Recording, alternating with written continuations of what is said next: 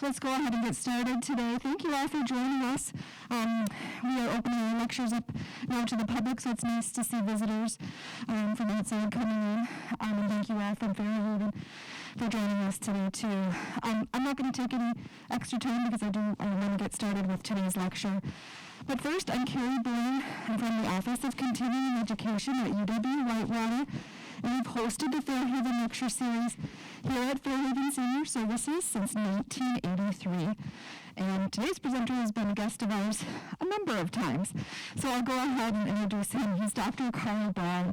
He's an associate professor from the Department of History at UW-Whitewater. He received his PhD and MA from the University of Texas at Austin and his BA from Lawrence University in Appleton. His research focuses on society in post-war Eastern Europe, particularly communist Hungary in the late 1940s through mid-1950s.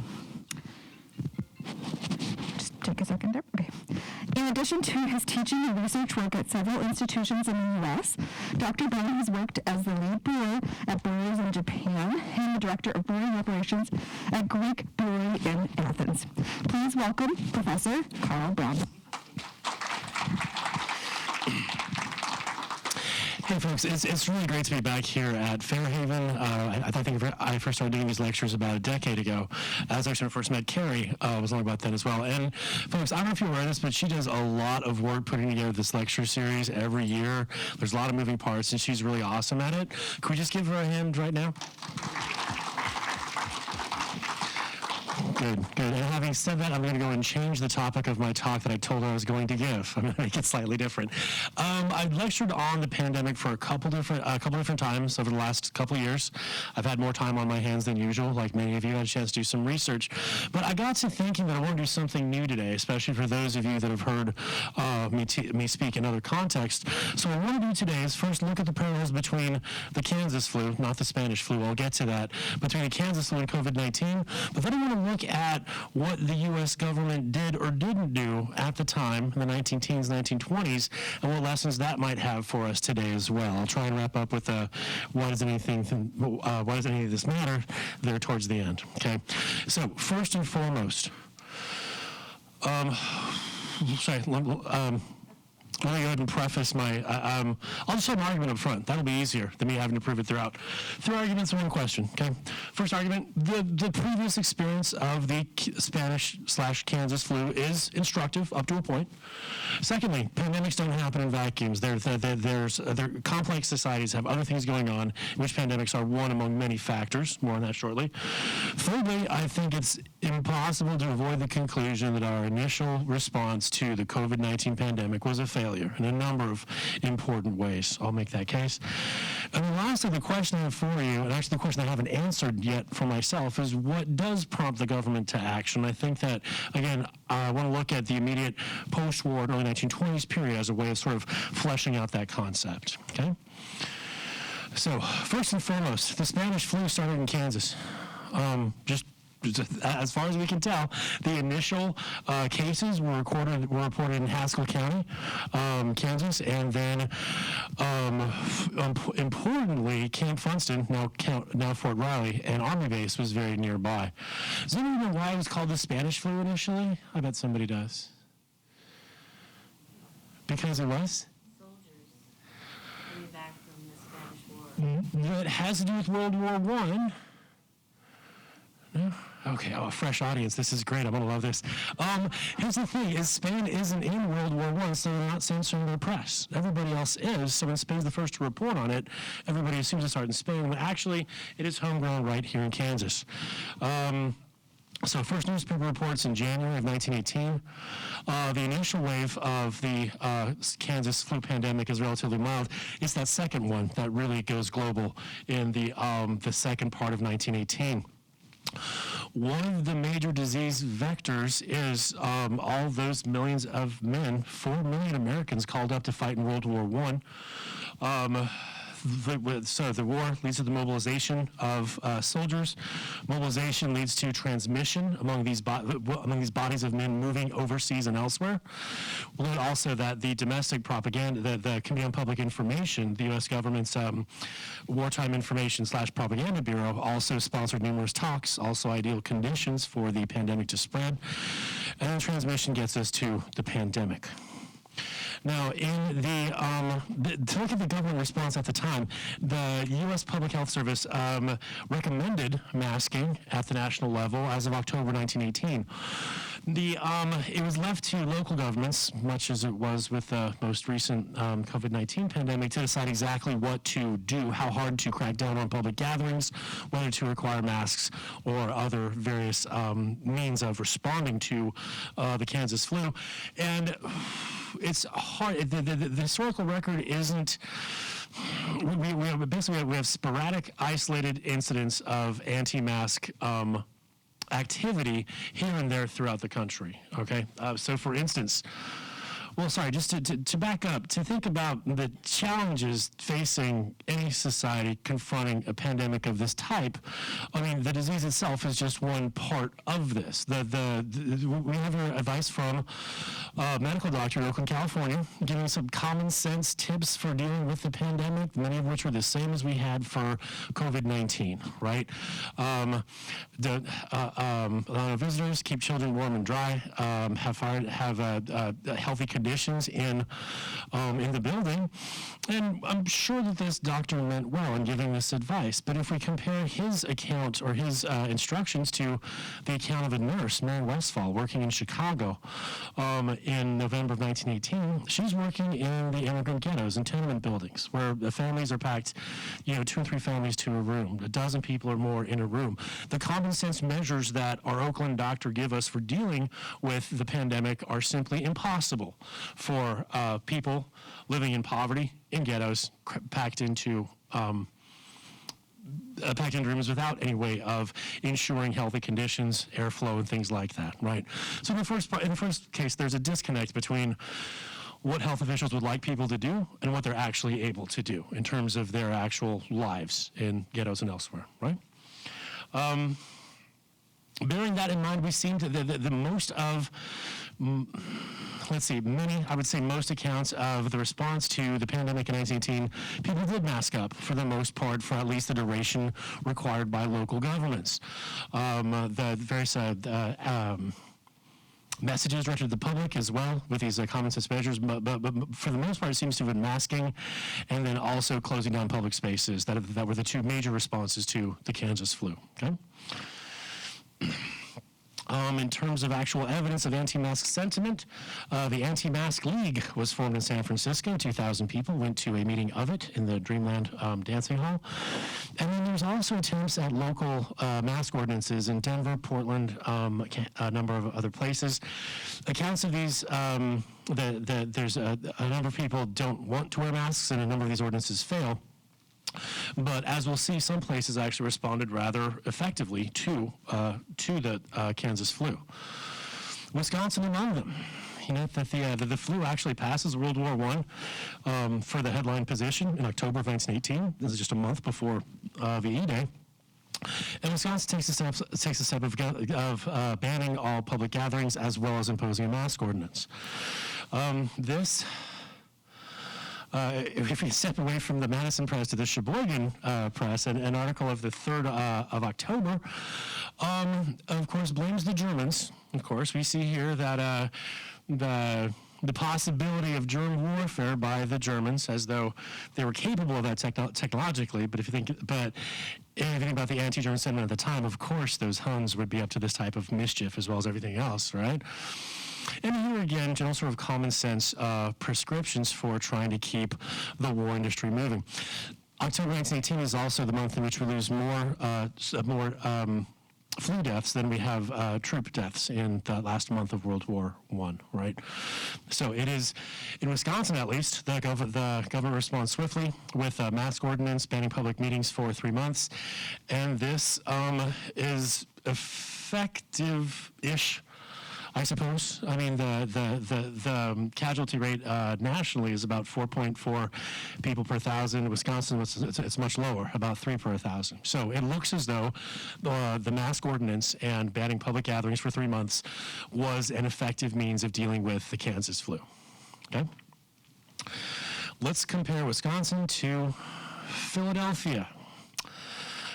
Here we see where mobilizing a population for the war is absolutely the wrong thing to do when you're trying to combat a pandemic, right? 200,000 people turn out for the Liberty Loans, trying to drum up support for the war and also funding for it as well. This parade in September is followed by VE Day in Philadelphia. Again, a solid seething mass of humanity. A crowd of people turning out to celebrate the end of the war.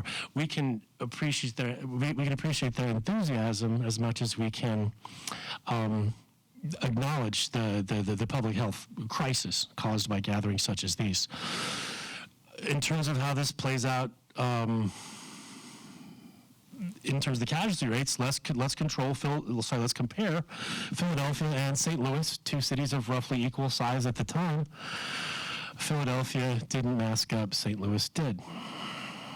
The discrepancy is striking, as it is for other side-by-side parallels, cities with longer running interventions and also higher employment gains. The places that masked up earlier and stayed that way longer saw fewer people die and less of a hit to the economy. This is again based on the best evidence we have available from this previous example of trying to live through a pandemic. Okay. So in 1919, we see this this spectacle of people just packed into auditoriums with no room for them in the hospital either, and of course a striking parallel with the Wisconsin State Fairground outside of Madison in late 2020, early 21. Okay, let me stop there. Are there any questions before I go on? I only wanted to compare the two diseases, but I can feel them. Yeah, what you got, Tom? Did I read that correctly? Los Angeles had an unemployment rate of 70%? No, that's...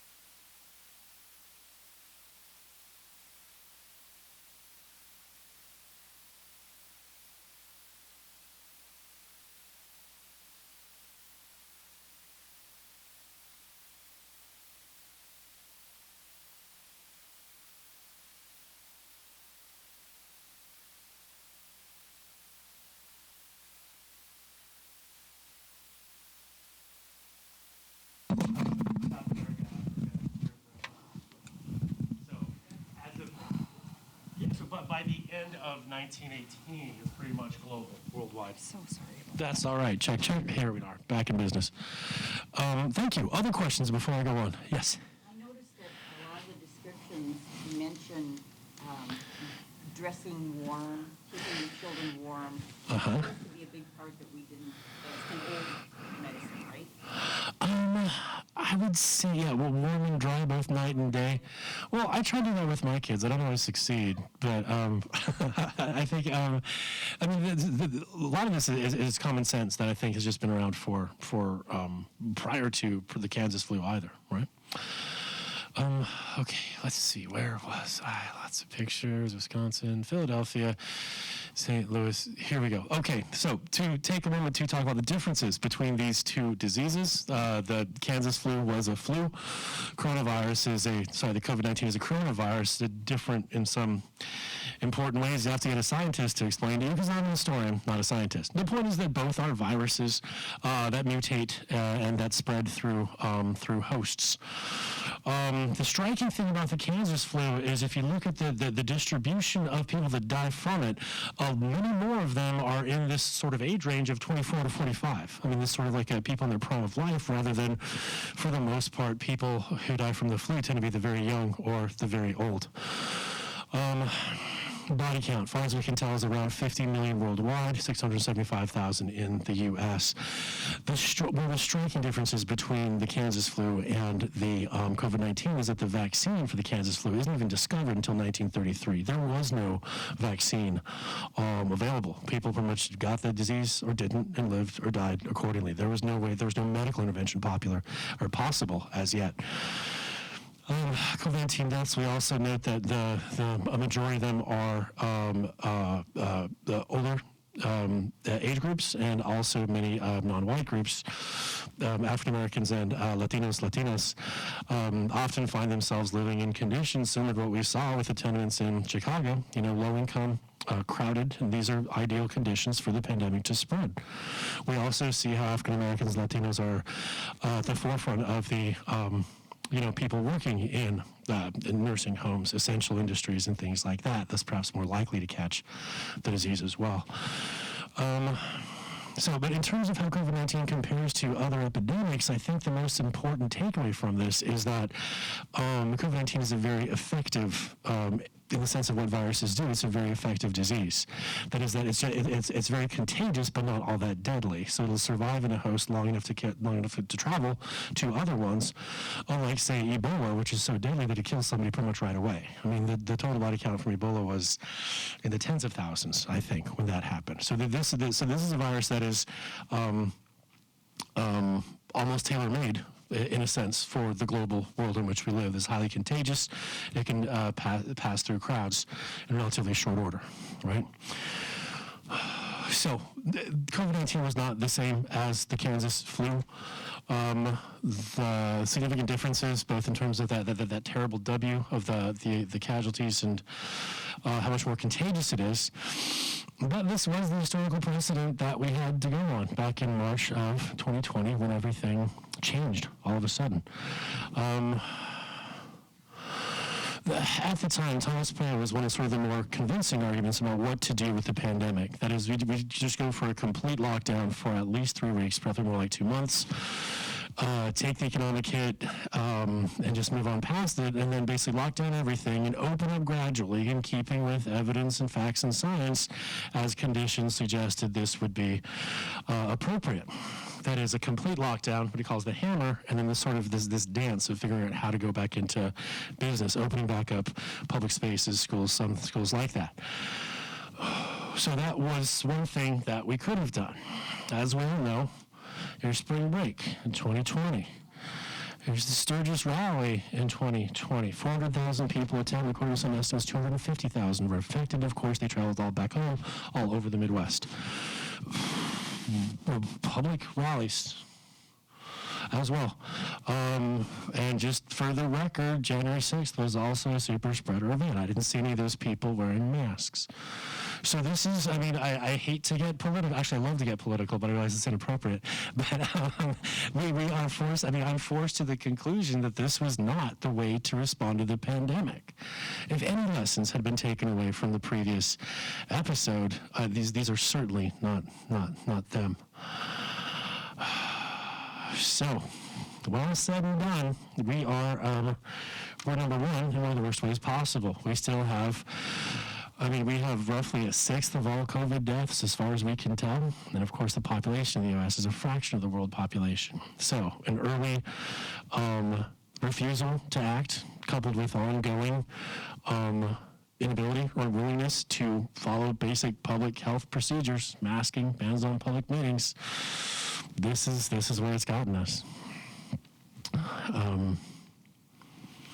Okay, let me try and switch to a less depressing note, if I can do that.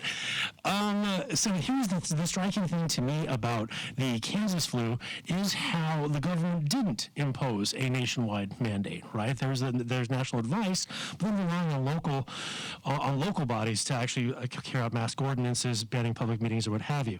And the thing is that at the time, at the end of World War I, the U.S. has the most efficient propaganda machine we've ever created in the form of the Committee on Public Information, created by Wilson in 1917, led by George Creel, and a man with some experience in advertising. 75,000 people are mobilized by the Committee on Public Information. They give over 1.5 million speeches throughout the course of 1917, 1918 on the necessity of joining the war, recycling, canning perishable produce, donating the money in the form of Liberty bonds and other ways to support the war. We had exactly the negative way to look at it is that this is propaganda that is directing people to think in a way that might not otherwise. But if we're looking at a less coercive sense, this would have been the perfect vehicle for spreading public health measures like masking, banning public gatherings, and things like that. We didn't do it. And I'm still not sure why. But what I want to look at is, now switching gears, I want to look at three things that the government did do in the wake of World War I, where it did deploy this propaganda machine and this sort of means of convincing Americans to do something else. For me, the striking thing about the CPI is that the U.S. joins World War I when it's almost over, right? That is, the other combatant powers had been fighting total war on the Western Eastern fronts and also devoting their entire economy and society to the war effort. And we get to this part a bit late. The war ends, I think, the way I put it here probably is not that appropriate, but I think that we finally get this propaganda engine going right when we don't need it anymore, right? So this is my point, that we could have used it for these public health measures. I'm going to look at a couple of things that we did do with it instead, okay? So, the CPI again, formed 1917. This is followed by the Sedition and Espionage Acts of 1917 and 1918. This is during the war. No, in wartime, all governments, I don't care if they're democratic, autocratic, or anything else, they're all going to limit speech and censor information. These are things governments have done in wartime since time immemorial.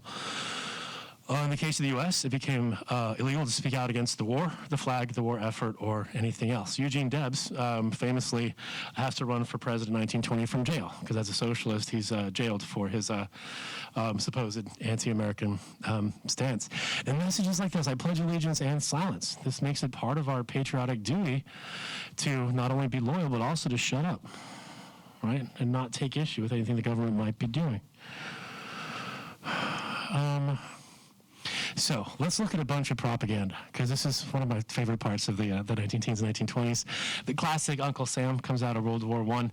There's something to be said here, I'm not sure what, about how other countries use the same iconography in terms of getting people to do things. Right? Uncle Sam pointing at you to join up.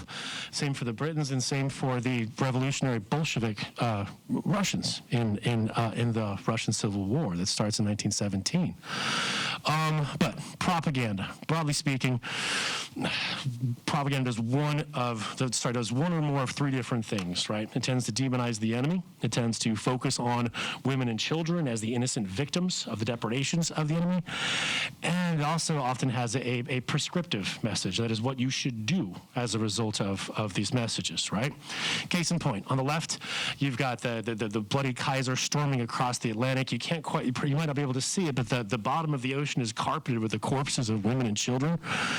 So, the enemy, the Kaiser, the innocents, they're at the bottom of the ocean. What do? You join the Navy. On the right, this horrible German soldier.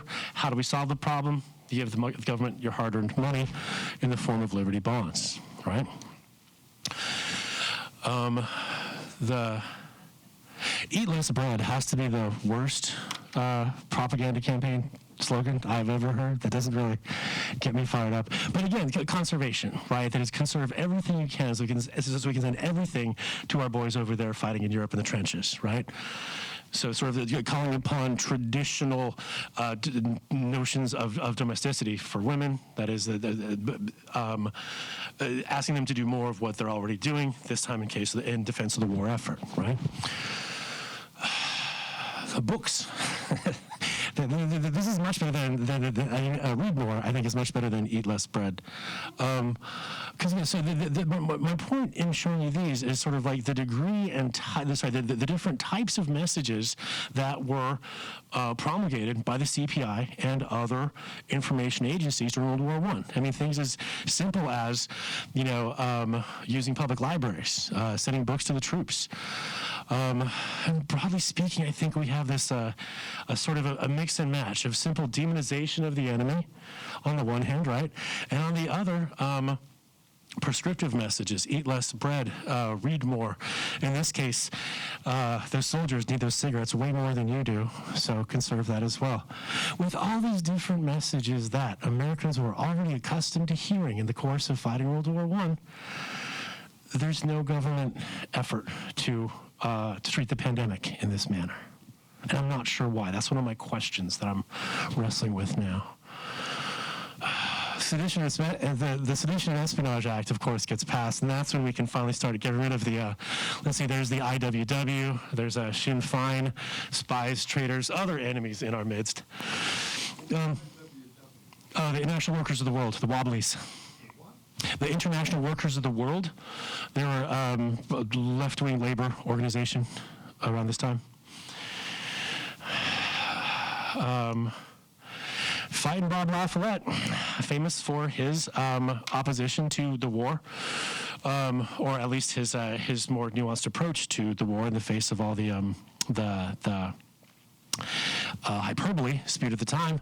He was being sort of treated as this sort of like a minion of the Kaiser, and speaking out as a senator against the war.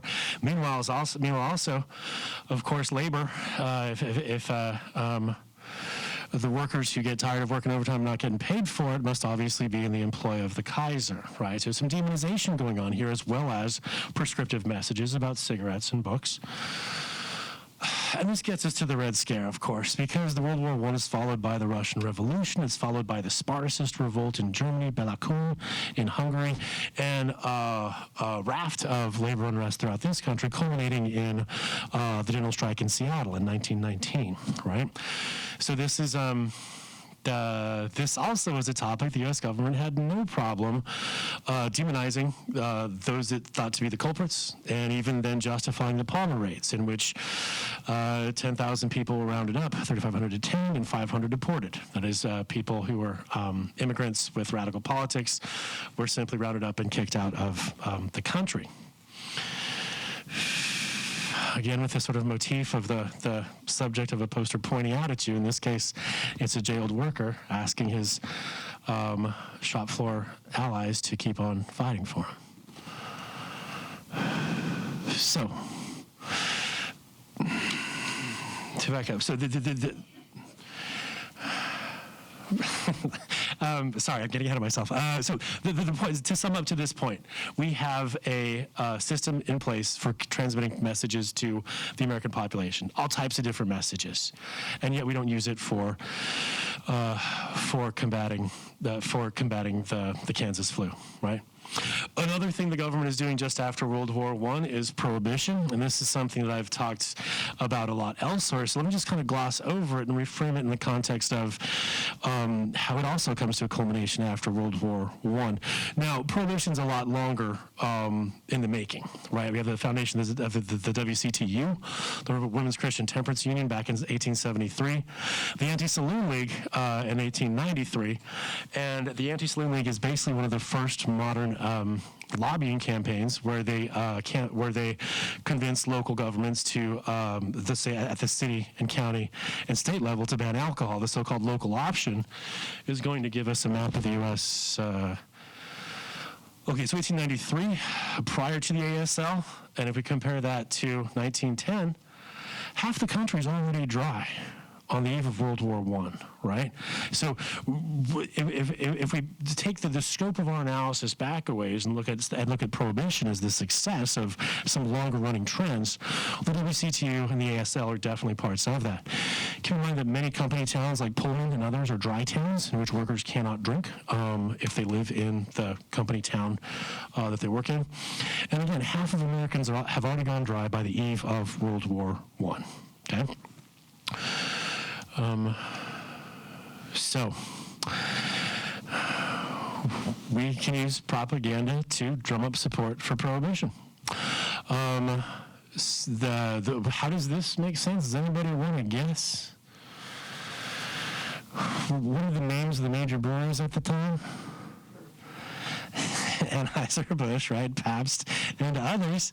And also the links are discovered between the USBA and the German-American Alliance, the U.S. Brewers Association, there's a tarring the breweries with the brush of being pro-German. The other problem the breweries have during the war is that grain is rationed for the war efforts. They find themselves unable to brew beer. But the Slingbacker is pretty straightforward, drumming up this Americanness and saloons being antithetical to it. And then, if this town grows dry, as Herman's will hang together, nicht wahr? All right. So here's to bring this back around to what I was talking about earlier. Prohibition is a much longer running phenomenon, right? It's basically a perfect storm of causes, both long and short term. The longer term, we have the WCTU and the ASL. In the shorter term, though, it takes World War I, rationing, and then also this sort of like linkage of the breweries, especially with the Germans being our hated foes in World War I think Prohibition is really sort of the result of all of these things coming together in this sort of post-war stew, if you will. So questions on the Red Scare, Prohibition, or anything else up until now you probably weren't planning on hearing about in a lecture on the pandemic? No? Okay. Yes, sir. I had a German. Mm-hmm. And, everybody was, he was German. He was German. And that was here in Wisconsin? No, it was in Okay, but let's take a quick survey. How many of you are of German extraction? Yeah, Wisconsin's about 65%, I think. So, I mean, Wisconsin was actually sort of flagged as the least loyal state. And Fighting Bob Lafayette, again, was actually kind of cost him his political career. The war. But yeah, so this is, I mean, Germans didn't have to do anything particular to just be labeled as un-American. This is when a number of German families started pronouncing their names differently. My mom's side of the family went from Mueller to Muller. New Berlin, I guarantee you, wasn't pronounced that way when it was founded, right? This anti-German sentiment just pervades, I think, society in a lot of ways as a result of the war. Thank you. Good question. Okay, I want to switch gears and talk about something totally different, and that's the barbary eradication program of the 1920s. Now, and I'll be totally honest with you, I stumbled across this topic when I was at the National Archives. I found some reference to some kind of stem rust campaign that led me down this particular rabbit hole. But it turns out that stem rust is a disease of grain crops, primarily wheat, that in the Midwest in the 19-teens wiped out more than half the crop. So this is a crop killer, one of the worst ones in our history. And scientists had figured out as early as the 1890s that the major vector in the spread of stem rust was the barberry bush. Now this is a bush that was the way that it works is that the disease basically incubates in the barberry bush. It mutates there and then is spread by airborne vectors into neighboring wheat crops, right? So there's what's called a heteroecious cycle between the two. The wheat disease basically hosts in the barberry and then is spread on a seasonal basis thereafter. So the science behind this is figured out in the 1890s again, but one way that the government does deploy its propaganda power, its influence, is in establishing the barberry eradication program in 1918. And this is led by the Department of Agriculture, and it basically consists of getting people to go out and pull up barberry bushes because they are the major threat to crops, right? By the time it starts to peter out in the 1950s, and then finally ends in, I think, 1975. By which point in time, there have been 500 million plants pulled up manually across 1 million square miles of the Midwest. And let's just look at, again, we can't get rid of World War I. The barberry bush is akin to the Kaiser, right? This is all part of the German scheme to subvert the American way of life. But then also sort of more the mobilization that accompanies this propaganda took the form of barberry bees, where people would get together to pull up bushes like they would to put up a barn, right? Or then also forming actual clubs called Rust Busters. This is after they'd already deployed the Boy Scouts and 4-H. They formed clubs of youths who would, go on trips on the weekend to go find and pull up barberry bushes. So a relatively positive use, I would say, of government propaganda coupled with popular mobilization, right? And here's my favorite one, the red-handed anarchist of the grain fields. So stimulus goes from being a German threat to a Bolshevik one within the span of a couple of short years.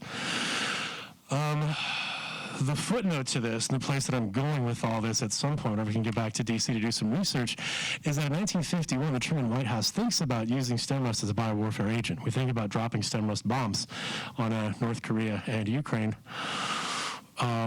Fortunately, we never did, as far as I can tell. But this is, to me, a striking case study now. The information gathered in combating one threat can then be weaponized to address another one, right? In essence, a sort of a plowshares into swords scenario type here.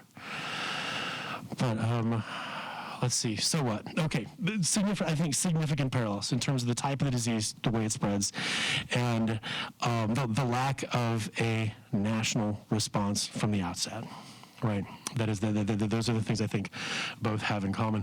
The difference is, a vaccine was created in a record time. I mean, the Kansas flu vaccine wasn't discovered until 1933.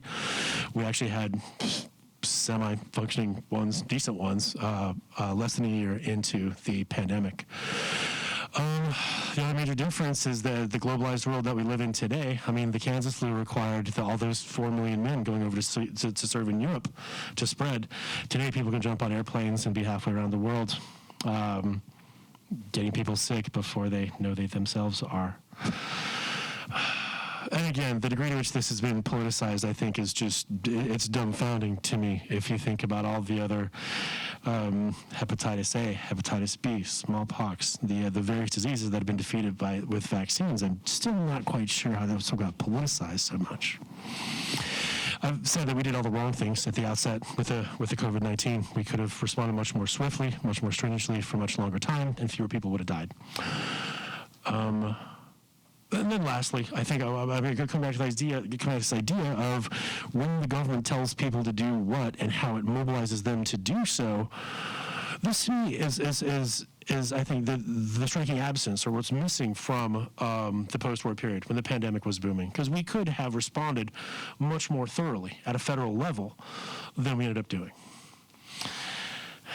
And if we think about the other ways that we did mobilize the masses with propaganda and prompting them to action, again, I'm just not sure why we didn't do it in the case of the pandemic. So I'd like to end with that question, a confession of my ignorance. Thank you for your time.